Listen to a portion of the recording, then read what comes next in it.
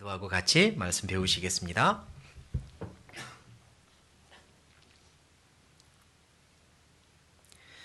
살아계신 하나님, 저희를 너무나 사랑하시어 이 땅에 오시고 우리를 위하여 모든 것을 버리시고 우리 영혼을 사주신 하나님 감사합니다.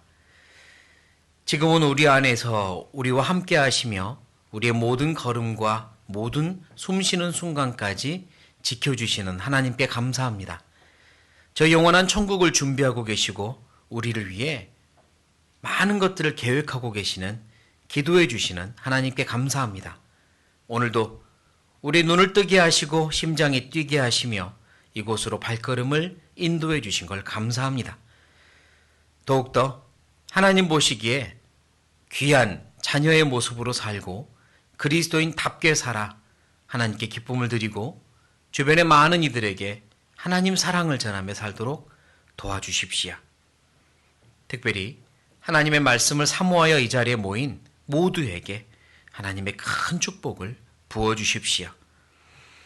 이 자리에 함께하지 못한 많은 분들, 고향을 또 가족을 향해 찾아간 많은 분들, 있는 곳에서 주님 생각하고 또 주님으로 기뻐하는 시간 되게 도와주시고, 누구를 만나든 어디에 있든 하나님의 빛과 향기가 될 수 있도록 도와주십시오. 이 시간 처음부터 끝까지 하나님께 부탁드리며 예수님의 이름으로 감사하며 기도드립니다. 아멘. 네, 우리 성경 말씀 찾겠습니다. 요한 1서 2장. 요한 1서 2장.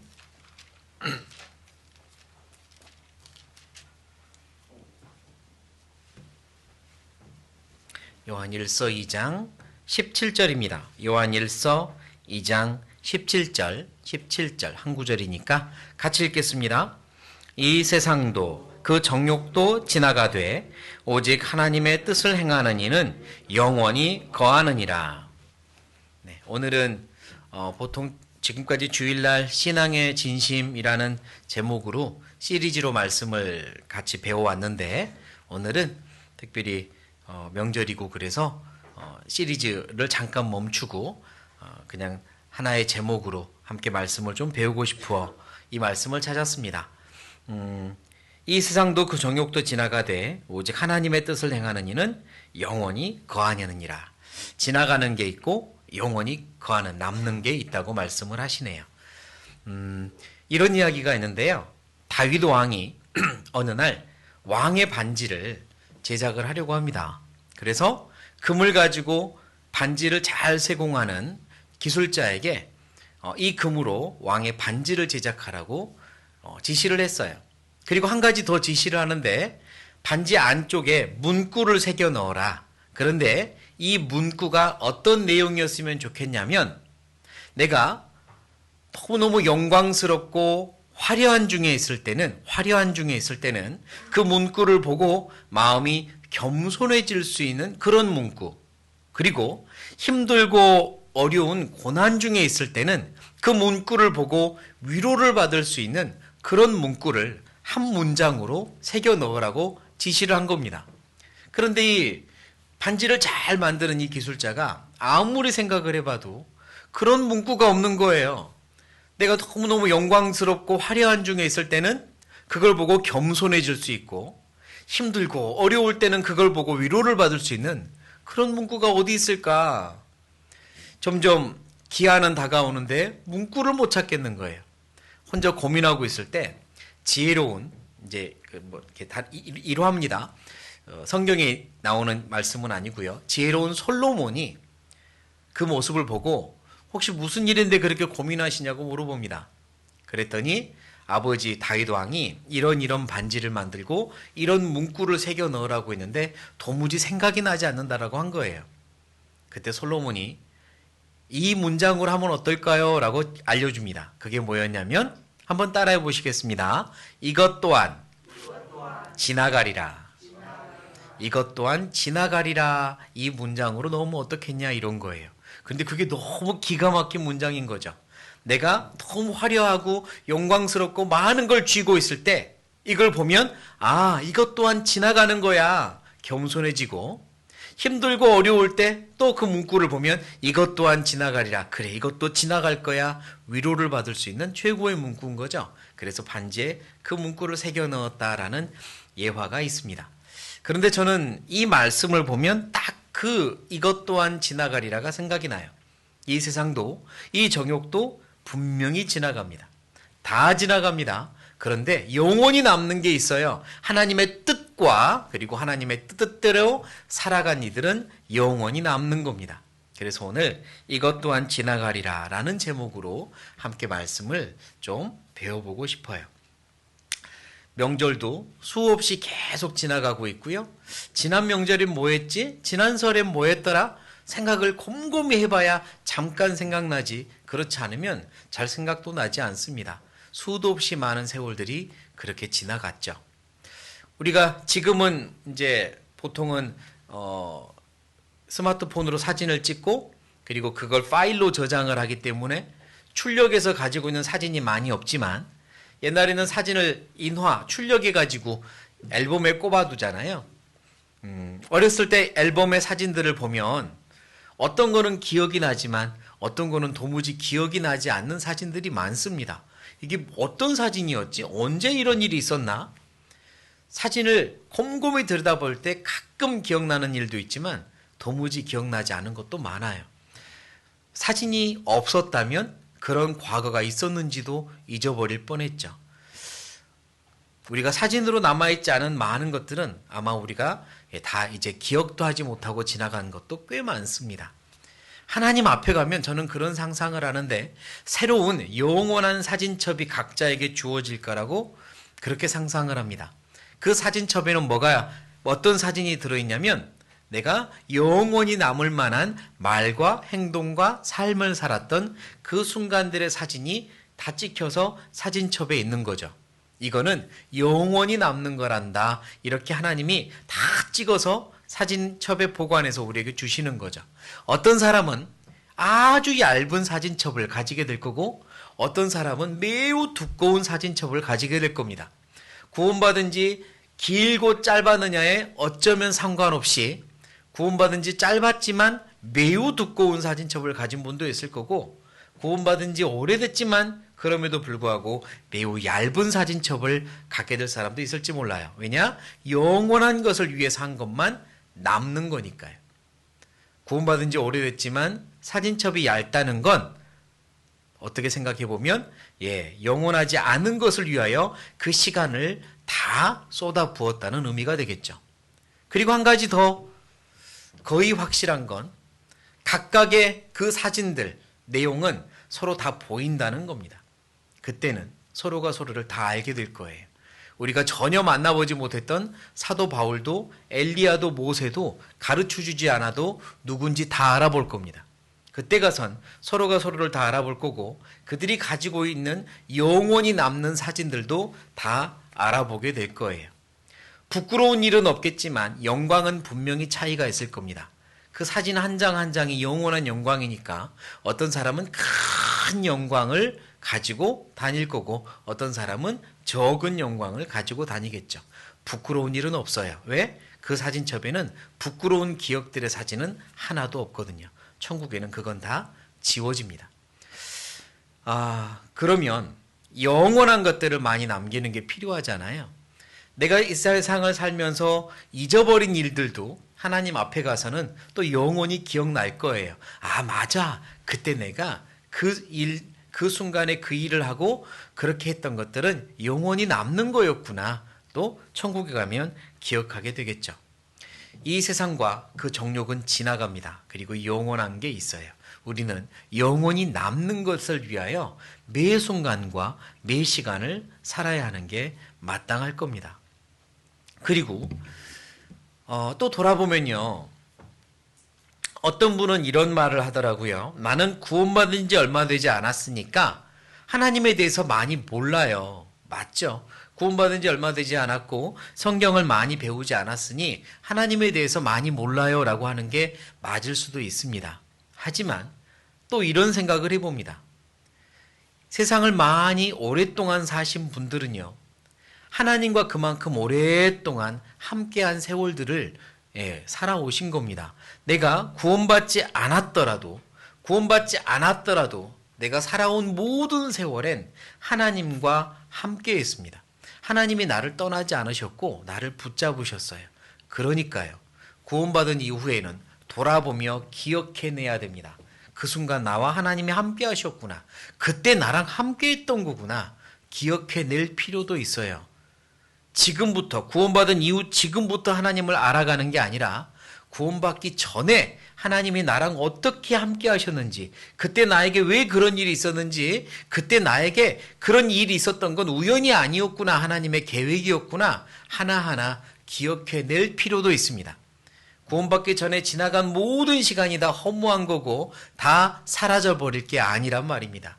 기억해내신다면 그때그때 하나님이 나와 함께한 아주 놀라운 순간들이었다는 걸 발견할 수 있을 겁니다.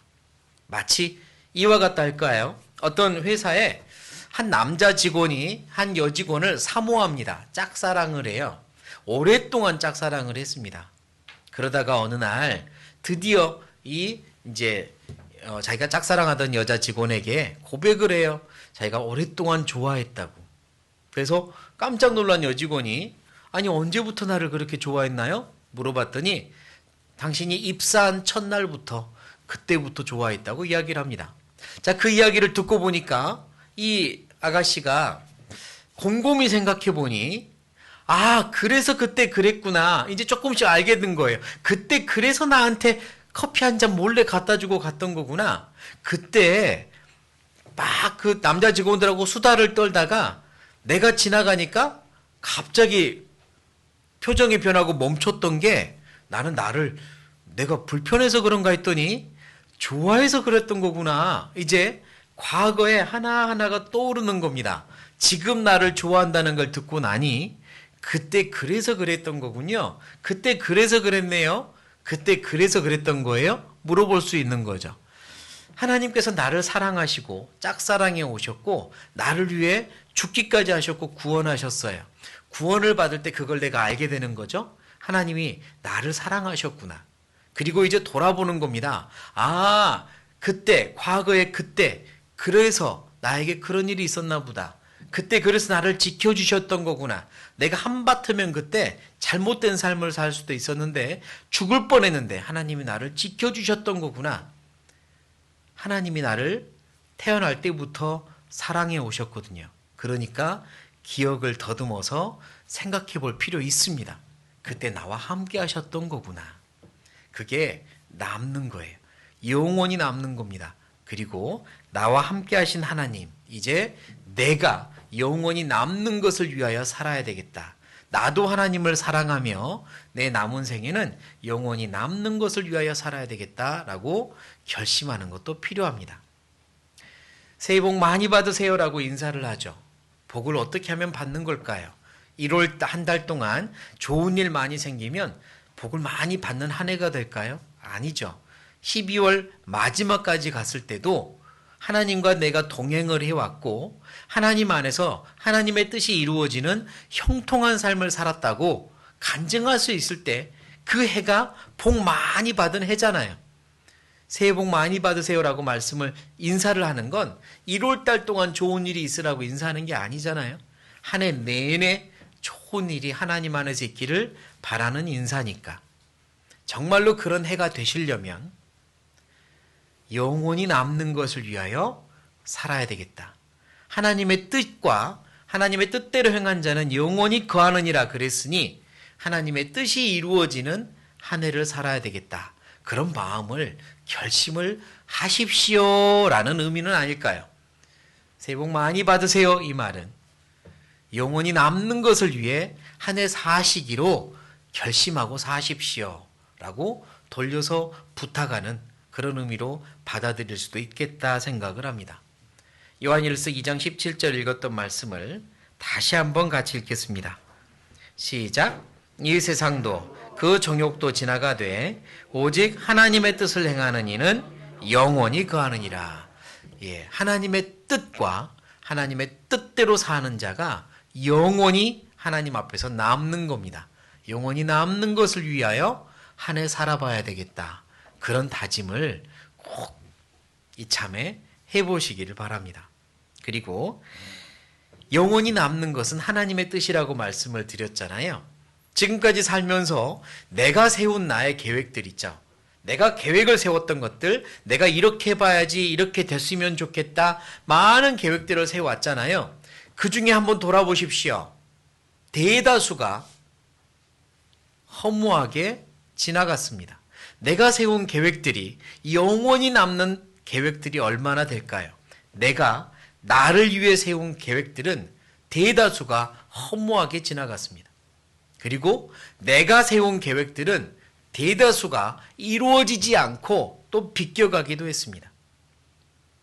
반대로 하나님이 세우신 계획들은 반드시 이루어집니다.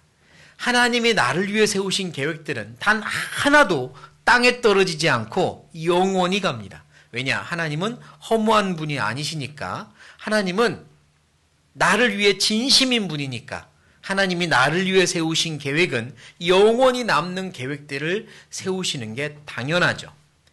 내가 세운 계획이 아닌 하나님의 계획이 이루어지는 한 해가 가장 복받는 한 해입니다. 그러니 내 계획이 아닌 하나님의 계획이 이루어지는 한 해가 되기를 또한 소원했으면 좋겠습니다. 하나님의 계획이 이루어지려면 몇 가지 생각해 봐야 될 게 있어요. 요한복음 21장입니다.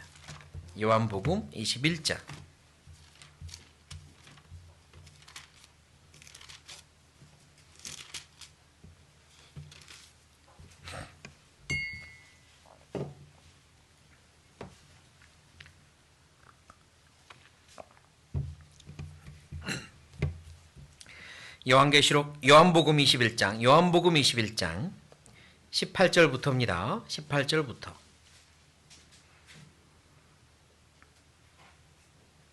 제가 읽겠습니다. 내가 진실로 진실로 네게 이르노니 젊어서는 네가 스스로 띠띠고 원하는 곳으로 다녔거니와 늙어서는 네 팔을 벌리리니 같이 읽겠습니다. 남이 내게 띠띠우고 원치 아니하는 곳으로 데려가리라. 제가 읽겠습니다. 이 말씀을 하심은 베드로가 어떠한 죽음으로 하나님께 영광을 돌릴 것을 가리키심이로라. 이 말씀을 하시고 베드로에게 이르시되 나를 따르라 하시니, 베드로가 돌이켜 예수의 사랑하시는 그 제자, 이게 사도 요한이거든요. 예수의 사랑하시는 그 제자가 따르는 것을 보니 그는 만찬석에서 예수의 품에 의지하여 주여 주를 파는 자가 누구오니까 묻던 자로라. 이에 베드로가 그를 보고 예수께 여짜오되 주여 이 사람은 어떻게 되겠삼나이까? 예수께서 가라사대 내가 올 때까지 그를 못 물게 하고자 할지라도 네게 무슨 상관이냐? 너는 나를 따르라 하시더라. 네, 하나님의 계획이 영원히 남을 수 있는 하나님의 계획이 이루어지기 위해서 두 가지를 여기서 좀 배우려고 해요. 베드로는요, 어부였죠. 띠를 띈다는 말은 허리를 딱 묶고 일할 채비를 하는 거고, 허리를 묶고 힘주어 일하는 걸 의미합니다. 띠를 띈다는 건 일하기 위하여 띠를 딱 띠고 출발하는 거죠. 베드로는 어부였습니다. 성실한 어부였어요.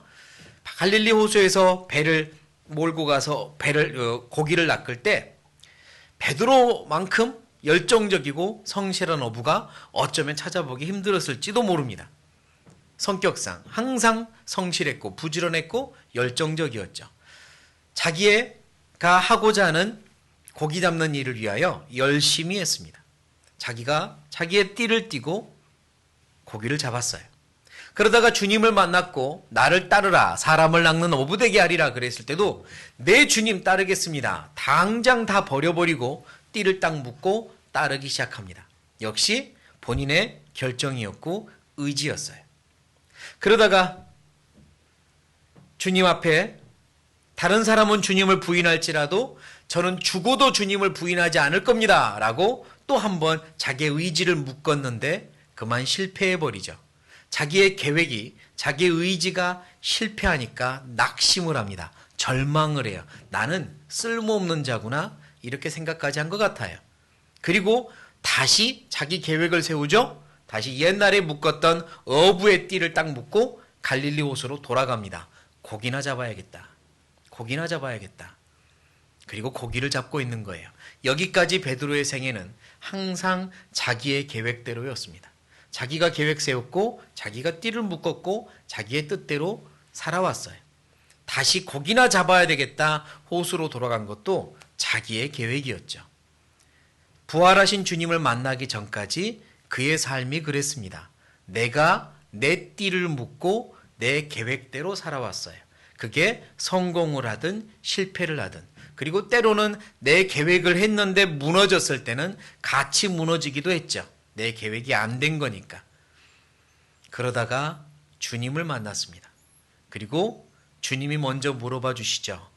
나는 너를 사랑하는데 너는 나를 사랑하느냐?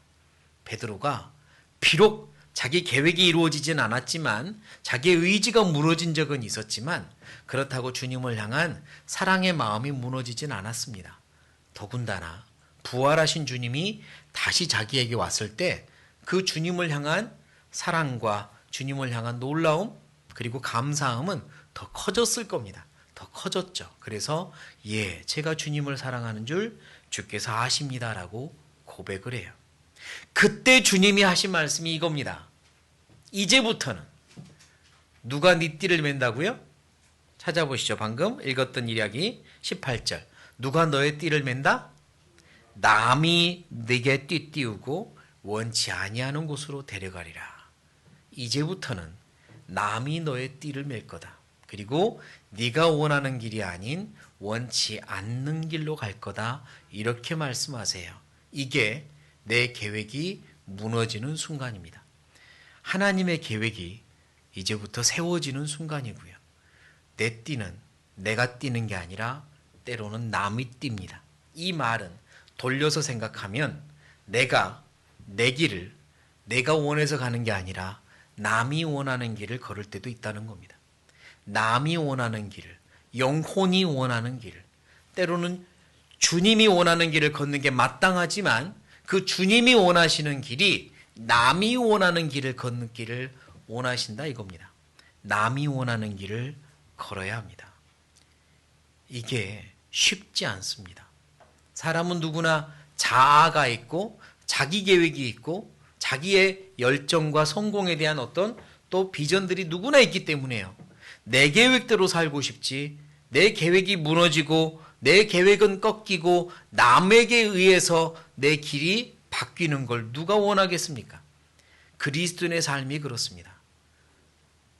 남이 내게 띠띠우고 원치 않는 곳으로 데려가는 거예요. 남들 때문에 내 길이 바뀌는 겁니다. 복음을 위하여, 영혼을 위하여, 주님을 위하여, 영원히 남는 것을 위하여 남들 때문에 내 길이 바뀔 수 있다는 걸, 바뀌어야 한다는 걸 명심해야 합니다. 주님이 내게 띠띠우고 주님이 끌어갈 수 있다는 걸 명심해야 됩니다. 그게 이제부터는 내 계획이 아니라 주님의 계획대로 살겠다는 의미예요. 그러니까 주님을 따르는 삶은 내 계획을 포기하는 것부터 시작한다. 나를 포기하는 것부터 시작한다. 라고 다짐하는 것도 필요합니다. 2023년 정말 복받기를 원한다면 내 계획을 포기하고 하나님의 계획대로 살기로 작정하라는 말입니다.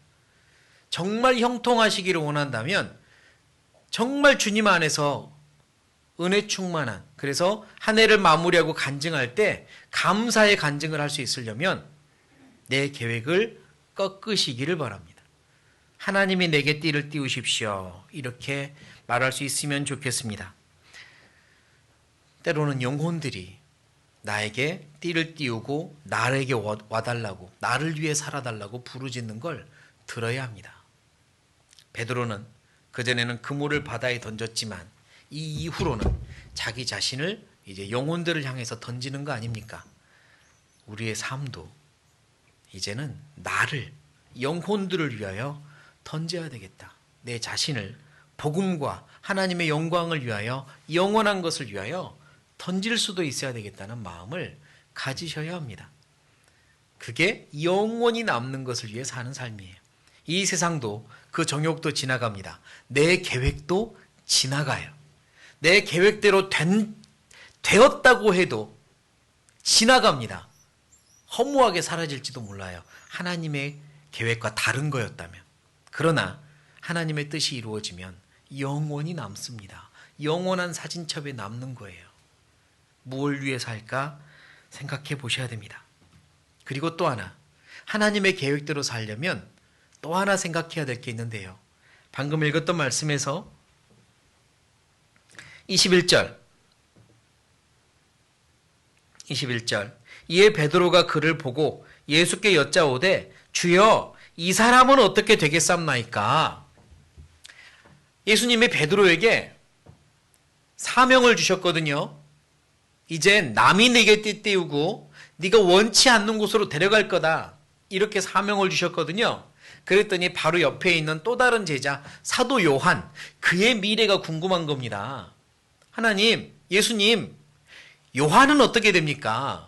아마 굉장한 마음속으로 신앙의 경쟁자였던 걸로 보여요. 요한은 어떻게 됩니까? 그러자 예수님이 뭐라고 대답해 주시냐면, 만약에 내가 요한을 영원히 죽지 않고 살게 한다고 한들 너와는 상관없지 않느냐. 너는 네 길을 가라, 이렇게 말합니다. 너는 나를 따르라. 다시 말해서 요한에게 계획된 길은 따로 있다.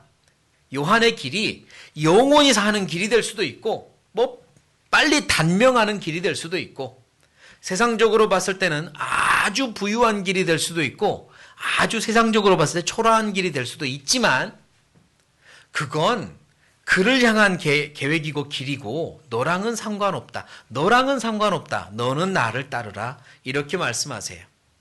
각 사람의 길이 다릅니다. 각 사람의 길이 달라요. 그리고 그 길은 비교하지 않아야 아름다운 길입니다. 하나님은 최고의 디자이너죠. 최고의 디자이너입니다. 세상의 모든 아름다운 걸 다 창조했어요. 꽃들도 하나님이 각각 한 송이 한 송이 종류별로 창조하셨죠. 꽃만 봐도요, 하나님의 그 어떤 마음을 엿볼 수가 있어요. 어떤 꽃은 꽃잎도 화려하고 향기도 화려해요. 어떤 꽃은 색도 단색이고요. 모양도 아주 이렇게 평범하고요. 어떤 꽃은 매우 작고요. 어떤 꽃은 매우 화려하고 각각 다르죠. 각각 다릅니다. 어떤 꽃은 혼자 한 송이 달랑 피고요. 어떤 꽃은 여러 송이가 피기도 하고, 어떤 꽃은 아주 오랫동안 피어 있고, 어떤 꽃은 단 며칠 피었다가 져버리기도 하고. 각각 다르죠. 각각 다르지만 모든 꽃은 서로 비교하지 않을 때 아름답습니다. 그 꽃 한 송이만 보고 있으면 하나님의 솜씨가 있고 계획이 있고 아름다워요. 사람도 마찬가지입니다. 각각의 길이 달라요. 어떤 사람은 사람들이 볼 때 화려한 길을 걸을 수도 있고, 어떤 사람은 초라한 길을 걸을 수도 있습니다. 어떤 사람은 매우 넓은 길을, 어떤 사람은 매우 좁은 길을, 어떤 사람은 평탄한 길을, 어떤 사람은 거친 길을 걷기도 하죠. 사람에게 각각 다른 길이 있습니다. 똑같은 길을 걸을 수 없어요.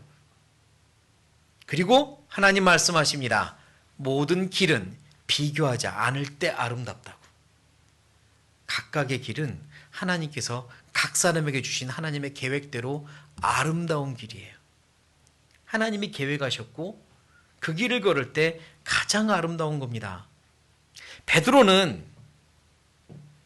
원치 않는 곳으로 가다가 마지막에는 십자가에 거꾸로 이렇게 매달려서 죽어요. 순교를 그렇게 당합니다. 그게 베드로의 길이었죠. 가장 아름다운 길입니다. 요한은 가장 오랫동안 살았어요. 오랫동안 살았습니다. 죽이려고 했는데도요, 하나님이 기적으로 살리기도 했어요. 그 길을 걸을 때 가장 아름다운 길이죠. 야고보는요, 가장 빨리 순교합니다. 12명의 제자 중에 가장 빨리 순교했어요. 하지만 그 길을 마쳤을 때 가장 아름다운 길을 걸은 겁니다. 세례 요한은 예수님을 증거한 후에 목 잘려 죽었습니다. 세례 요한이 만약에 죽지 않았더라면 어쩌면 12명의 제자 중에 가장 누구랑 비교해도 뒤지지 않는 뛰어난 제자가 됐을지도 몰라요. 그러나 세례 요한은 그렇게 죽는 게 그의 길이었어요. 그 길을 따를 때 가장 아름다웠죠. 각 사람에게 주어진 길이 있습니다. 그 길을 걸을 때 가장 아름다워요. 히브리서를 찾아보죠. 히브리서 12장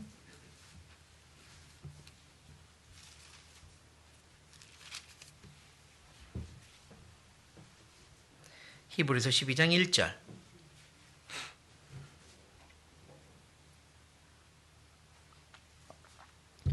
12장 1절 제가 읽겠습니다. 이러므로 우리에게 구름같이 둘러싼 허다한 증인들이 있으니 모든 무거운 것과 얽매이기 쉬운 죄를 벗어버리고 인내로서 같이 읽겠습니다.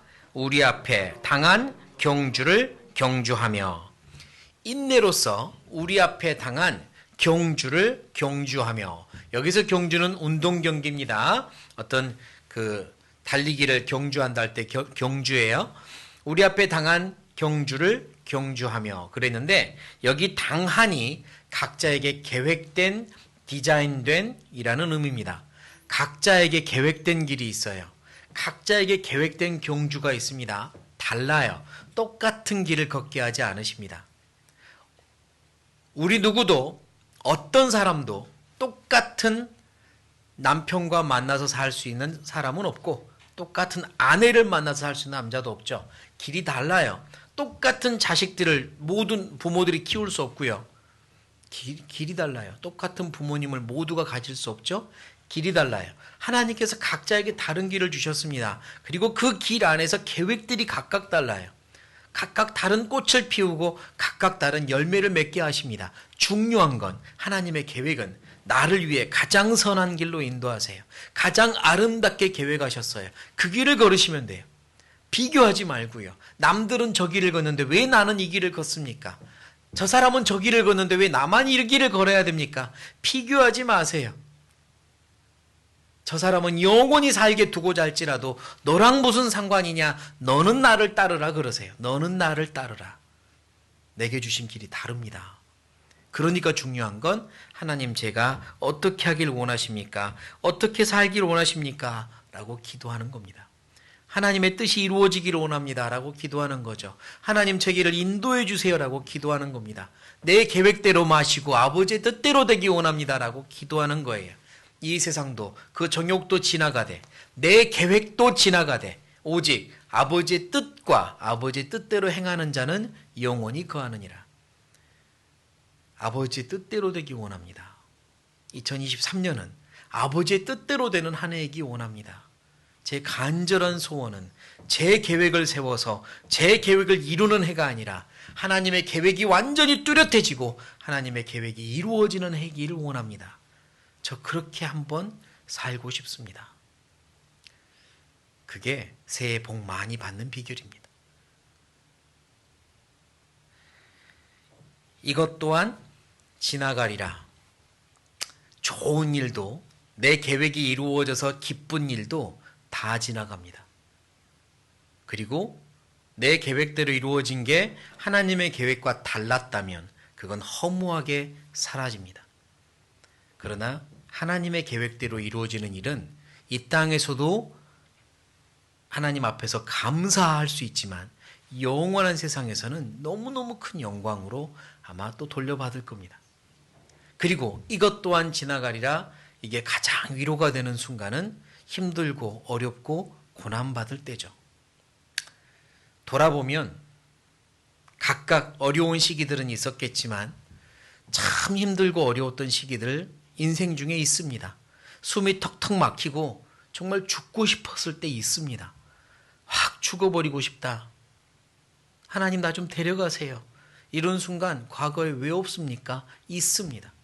어쩌면 지금 그럴지도 모르고 앞으로도 그런 일이 또 올지도 모릅니다. 숨이 막히도록 현기증 나도록 힘들고 힘든 순간이 있습니다. 그런데 과거에 있었던 일을 돌아보면 다 지나갔죠. 이것 또한 지나가리라. 절대로 지나가지 않을 것 같았는데 이 순간이 마치 영원할 것처럼 힘들었는데 시간 지나보니 다 지나갔습니다. 앞으로도 그럴 거예요. 힘들고 어려운 순간이 찾아오겠지만 분명한 건 이것 또한 지나갈 겁니다. 구원받기 전에도 힘든 일이 있었고요. 구원받은 이후에는 또 다른 종류의 고난도 옵니다. 주님의 뜻대로 살고 싶어서 주님의 뜻대로 살려고 하다 보니 구원받기 전에는 경험하지 않았던 또 다른 종류의 고난도 겪게 돼요. 그러나 확실한 건 그것 또한 지나갑니다. 그런데 그 고난을, 그 어려운 일을 주님 안에서 슬기롭게 이겨내면, 슬기롭게 극복하면, 피하는 게 아니라 극복해내면 그때 생긴 힘과 그때 드린 기도와 그리고 그때 주님께서 받으신 영광은 영원히 남습니다. 그 고난은 영원한 것으로 바꿀 수 있어요. 저는 특히나 그 고난 중에, 어려움 중에 있는 분들과 교제할 때는 이 힘든 건 지나가지만 지금 하는 기도는 영원히 남습니다라고 꼭 이야기해 줍니다. 지금 하는 기도는 영원히 남습니다. 그러니까 꼭 기도하세요. 고난 중에 하는 기도는 진짜 영원히 더더욱 빛날 기도입니다. 그러니까요, 힘들고 어려울 때 기억해야 될 건 이것 또한 지나가리라입니다. 고난 중에 있을 때 어떤 마음으로 이겨내고 극복해야 될까? 배워야 될 말씀들은 많고 또 배운 말씀들도 많지만 한 가지 사건을 통하여 조금 더 생각해 보고 싶은 게 있습니다. 사도행전 7장. 사도행전 7장.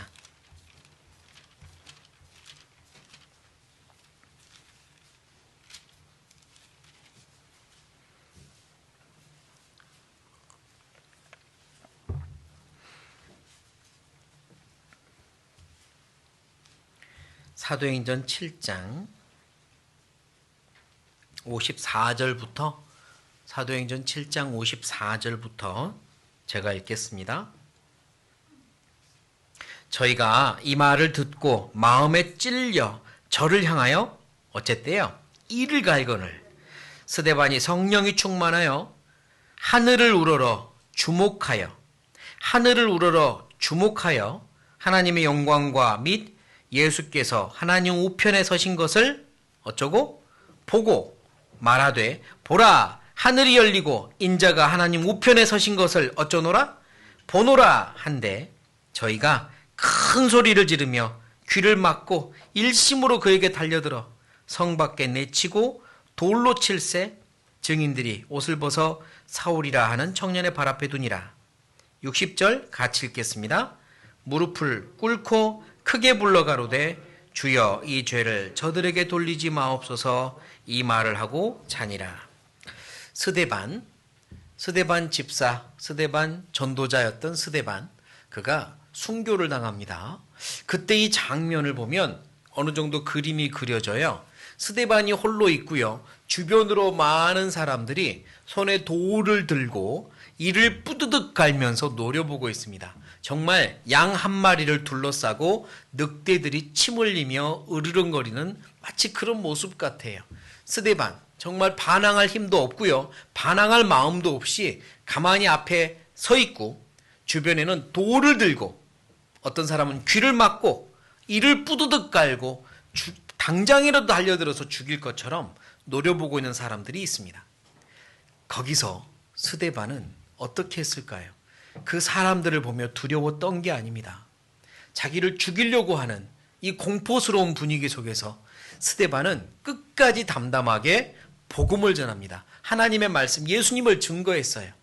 그가 그럴 수 있었던 이유가 뭘까요? 이 공포스러운 험악한 순간 그럴 수 있었던 이유가 뭘까요? 그가 늘 그랬듯이 지금도 그렇게 하고 있는 거죠. 55절 늘 그래왔듯이 스데반은 성령이 충만하여 어디를 봅니까? 하늘을 우러러 주목하여 보고. 스데반은 절대로 자기를 향해서 돌을 들고 있는 사람들을 주목하여 보지 않았습니다. 주변의 상황은요 너무너무 공포스럽죠. 잘못하면 죽을 것 같죠. 그런데 스데반이 주목해서 본 건 사람들이 아니었습니다. 그들의 손에 들린 돌멩이가 아니었어요. 그들이 이가는 소리도 아니고요. 살기 넘치는 눈빛도 아니었어요. 누가 나를 도와줄까? 도와줄 사람을 눈으로 주목하고 찾는 것도 아니었습니다. 그가 오직 주목한 건 하늘이었어요. 오직 주님이었습니다. 언제나 그랬어요. 그가 주목한 건 하늘이었고 하나님이었습니다. 보라, 내가 영광의 우편에 서신 예수님을 보노라. 그리고 스데반이 주목하여 보신 분은 예수님이었습니다. 나를 위해 이 땅에 먼저 오셔서 나를 위해 모든 고난을 다 받으시고 나를 위해 죽기까지 하신 분, 내가 받는 어떤 고난도 그분이 받으셨던 고난에 비교하면 비교할 수 없는, 나보다 먼저 고난을 받으신 분, 나보다 먼저 모든 걸 버리셨고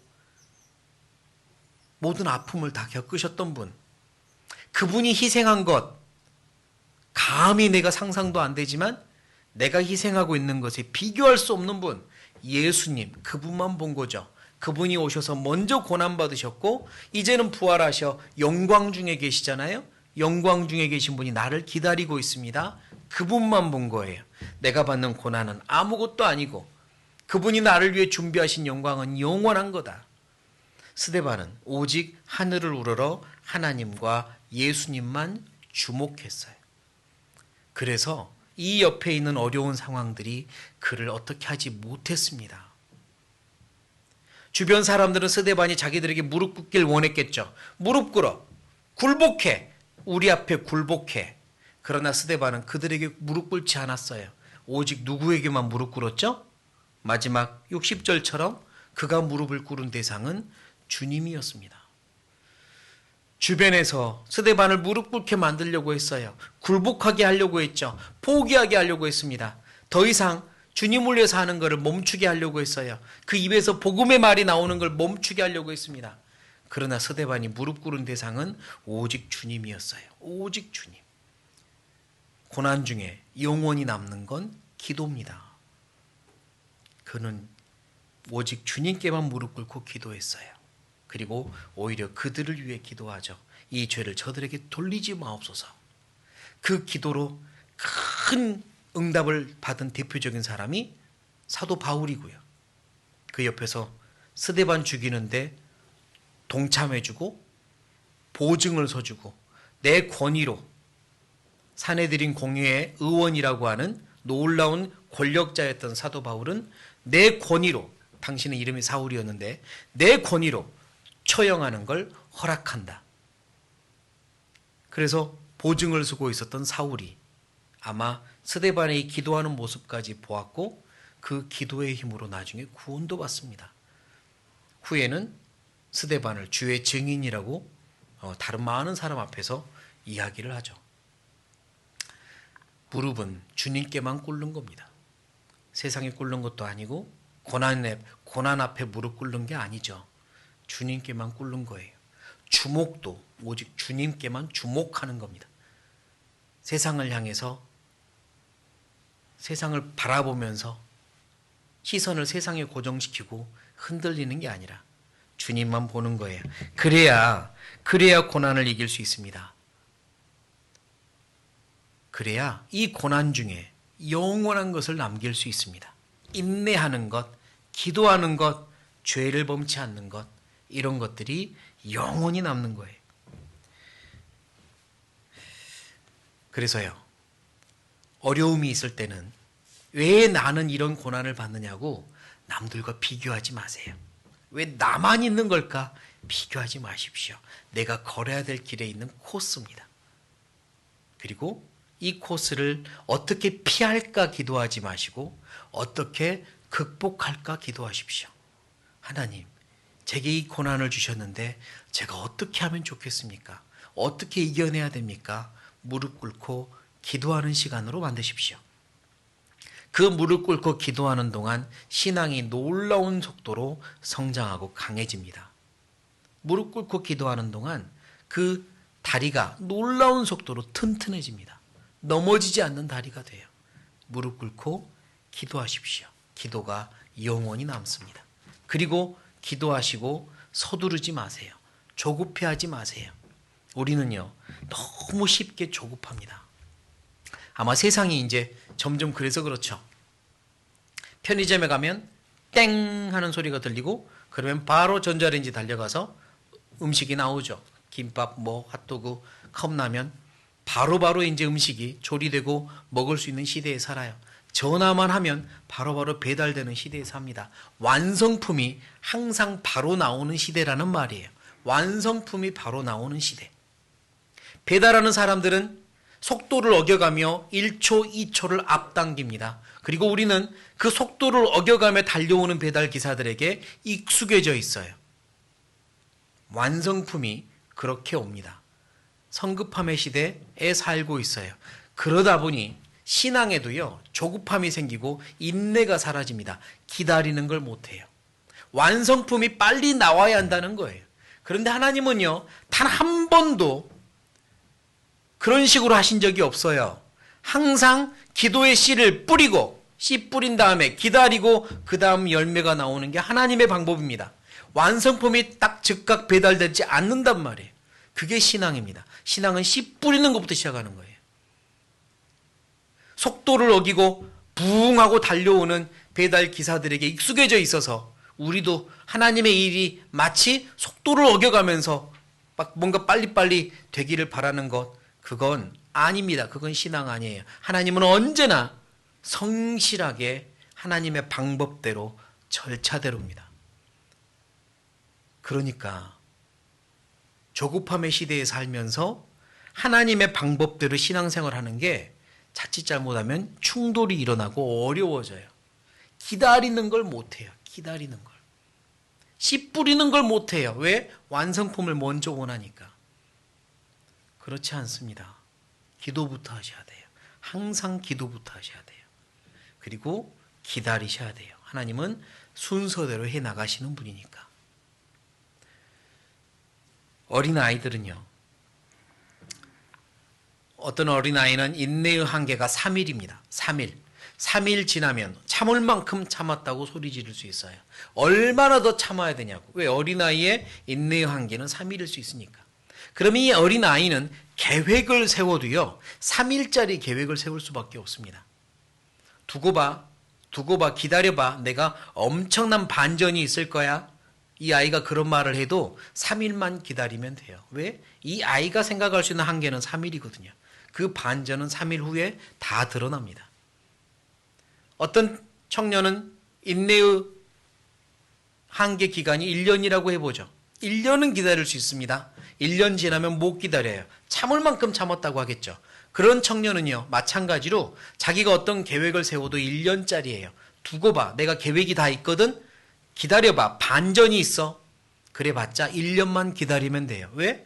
그 청년의 한계는 1년이거든요.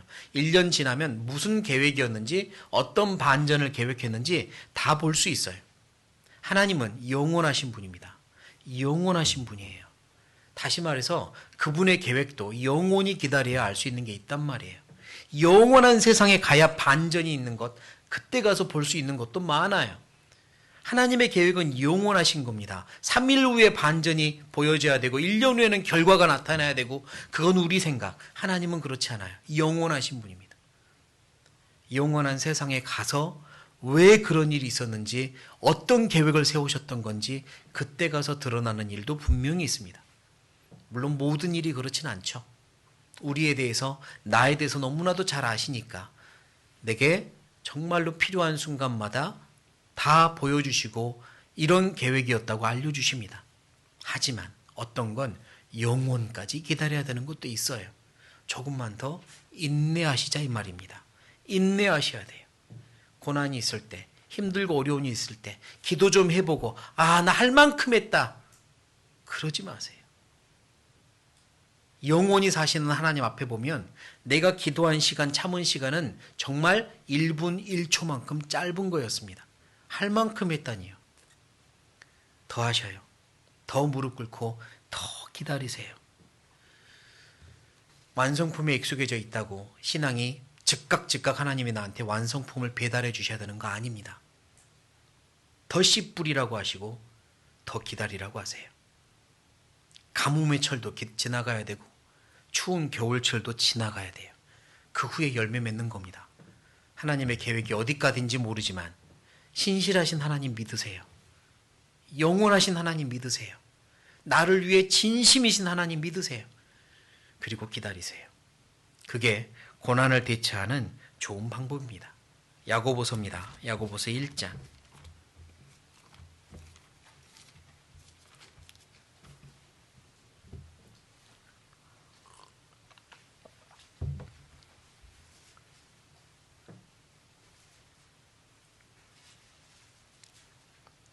야고보서 1장 2절부터입니다. 2절부터. 야고보서 1장 2절부터 4절까지 제가 읽겠습니다. 내 형제들아, 너희가 여러 가지 시험을 만나거든 온전히 어쩌라고요? 기쁘게 여기라. 이는 너희 믿음의 시련이 무엇을? 인내를 만들어내는 줄 너희가 알미라. 인내를 온전히 이루라. 이는 너희로 온전하고 구비하여 조금도 부족함이 없게 하려 함이라. 야, 하나님이요, 우리에게 시련을 주시는 이유는 더 많은 인내심을 갖게 하려고 그러신답니다. 그리고 우리에게 부족한 것을 더 채우려고 하시는데, 부족한 것 중에 하나가 인내하고 기다리는 거랍니다. 인내를 온전히 이루라. 그러면 너희가 조금도 준비된 자, 온전하고 구비하여 그랬죠? 조금도 온전한 자가 되어 하나님의 일을 하기에 부족함이 더 채워질 거다. 인내를 이루어라. 그래야 하나님의 일을 하기에 부족함이 없어진단다. 하나님이 우리에게 시련을 주신 이유는 인내심을 갖게 하기 위해, 기다리는 법을 갖게 하기 위해. 기다림에 실패하면 신앙의 열매를 맺는 것도 실패할 수 있습니다. 기다림에 성공하게 하기 위해. 얼마만큼 기다려야 되냐면 영원까지도 기다리게 하기 위해서 시련을 주시기도 합니다. 왜냐? 이 세상과 그 정욕은 지나가되 하나님의 뜻을 행하는 이는 영원히 거하느니라. 하나님은 영원한 세상을 보고 계셔요. 우리가 이 세상에서 웃고, 이 세상에서 기뻐하고, 이 세상에서 뭔가 막 누리고, 이것도 물론 하나님의 자녀들이니까 기쁘시지만, 하나님이 더 원하시는 건 영원한 세상에서 기뻐하고, 영원한 세상에서 웃고, 영원한 세상을 누리는 걸 원하시는 겁니다. 그러니까 그걸 주기 원하시죠. 잠깐 이 세상에서 조금 힘들어도, 내 계획대로 안 되어도 하나님은 더 좋은 걸 주기 원하시니까, 더 좋은 걸로 갚아주기 원하시니까 때로는 내 계획을 무너뜨리려고 하시고 꺾으라고 하시는 겁니다. 그러니 목표를 좀 세우십시오. 내가 2023년은 하나님의 뜻이 이루어지는 한 해로 살아보겠다. 내 계획은 접고, 내 조급함도 접고, 어려움이 있어도 조금도 무릎 꿇고 기도하고, 내 주변에 이렇게 시선을 보내지 말고 하나님만 우러러보며 주님의 뜻이 이루어지는 12월에 가서 웃는 한 해가 되겠다. 그렇게 복받는 새해가 되겠다. 한 해가 되겠다고 결심도 해보시면 좋겠습니다.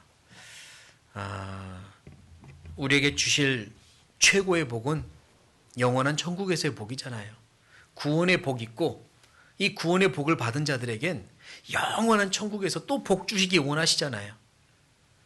그걸 쌓아가는, 그걸 정립해가는 한 해가 되었으면 좋겠습니다. 모든 분들 2023년 한 해 하나님 안에서 복 많이 받으시기를 바랍니다. 같이 기도하겠습니다.